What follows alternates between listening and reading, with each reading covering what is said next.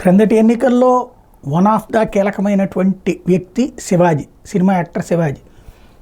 మోడీ ఇంకా నువ్వు శంకరగిరి మాన్యాలు పట్టుకుపోవాల్సిందే, ఈ మహానుభావుడితో ఇంతటి శాంతిదూతతో ఇంతటి అద్భుతమైనటువంటి వ్యక్తితో పెట్టుకున్నావయ్యా, అసలు నువ్వు ఇంకేం పనికి వస్తావు, అయిపోయింది నీ పని, మళ్ళీ టీ అమ్ముకోవాల్సిందే నువ్వు లాంటి స్టేట్మెంట్లతో పాటుగా ఇక జగన్ అనేటువంటి వాడి పని ఓచల దగ్గరికి పంపించడం, ఇంతవరకు ఈయన జాలి తలచడం వల్ల ఆయన బతికేస్తున్నాడు అంటూ కూడా ప్రకటించుకొచ్చారు అప్పట్లో శివాజీ.